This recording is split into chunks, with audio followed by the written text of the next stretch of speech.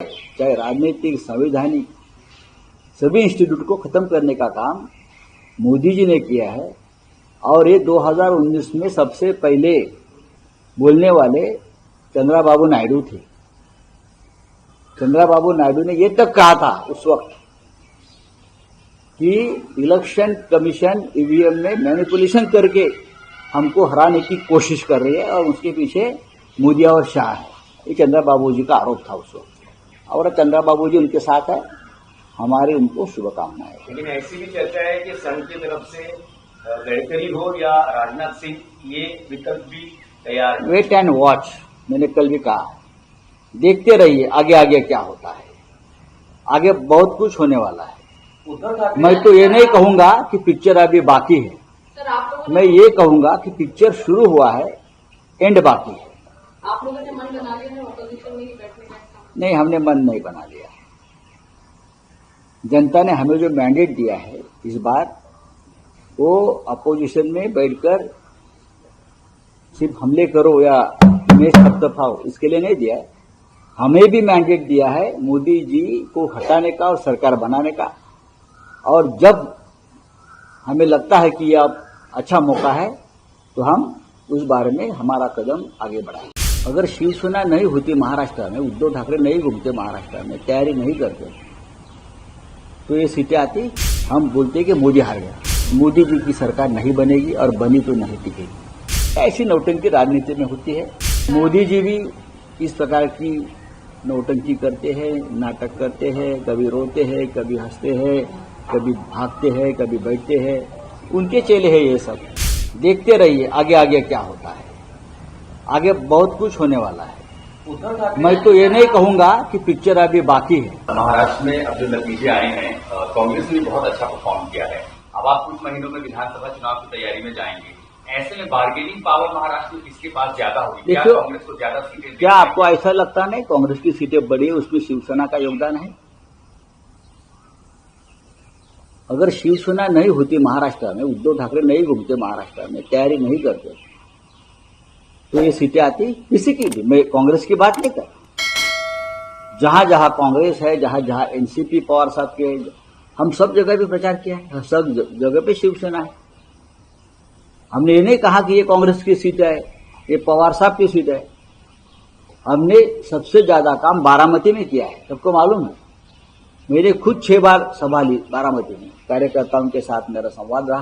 हमारे वहां वोट्स है, धुलिया हो या और जगह हो, विदर्भ हो, रामटेक हो। रामटेक की हमारी सिटिंग सीट है।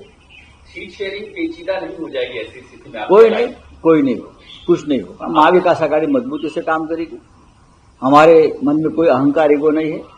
कांग्रेस की सीटें जीत गई, हम बोलते हैं कि मोदी हार गया। सर, एनडीए में वापसी का कोई रास्ता है क्या? एनडीए में वापसी का कोई किसका? हमारा कहाँ है रास्ता?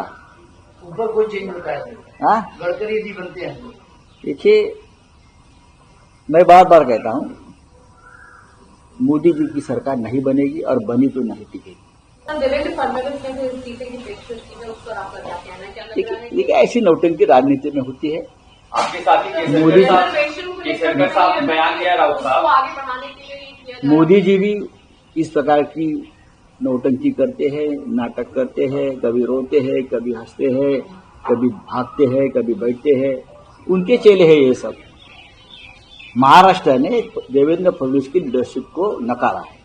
आपने यहां तक कह दिया और कि फडणवीस के सहारे। मेरा एक जवाब पूरा हो, और ये बात ऐसी है कि महाराष्ट्र के राजनीति के विलन अगर कोई होंगे तो देवेंद्र फडणवीस है। देवेंद्र फडणवीस की वजह से महाराष्ट्र में बीजेपी की दुर्गति हुई। जिस प्रकार से बदले की राजनीति, छल कपट की राजनीति, इस राज्य में महाराष्ट्र एक सभ्यता और संस्कार की राजनीति करने वाला राज्य हमेशा रहा।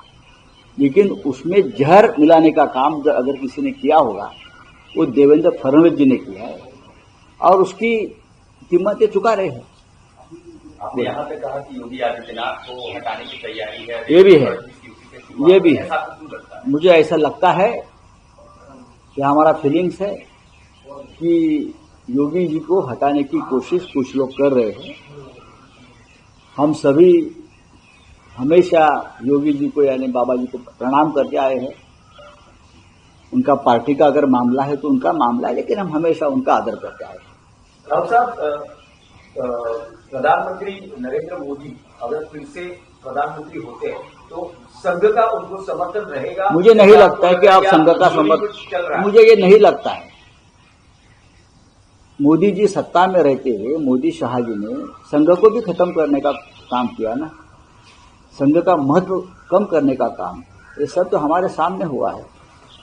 सभी संस्थाएं, चाहे राजनीतिक, संवैधानिक, सभी इंस्टीट्यूट को खत्म करने का काम मोदी जी ने किया है। और ये 2019 में सबसे पहले बोलने वाले चंद्रबाबू नायडू थे। चंद्रबाबू नायडू ने ये तक कहा था उस वक्त कि इलेक्शन कमीशन ईवीएम में मैनिपुलेशन करके हमको हराने की कोशिश कर रही है और उसके पीछे मोदी और शाह है। ये चंद्रबाबू जी का आरोप था उस वक्त, और चंद्रबाबू जी उनके साथ है। हमारी उनको शुभकामनाएं। लेकिन ऐसी भी चर्चा है कि संघ की तरफ से गडकरी हो या राजनाथ सिंह, ये विकल्प भी तैयार है। वेट एंड वॉच, मैंने कल भी कहा, देखते रहिए आगे आगे क्या होता है। आगे बहुत कुछ होने वाला है। मैं तो ये नहीं कहूंगा कि पिक्चर अभी बाकी है, सर आप लोगों मैं ये कहूंगा कि पिक्चर शुरू हुआ है, एंड बाकी है।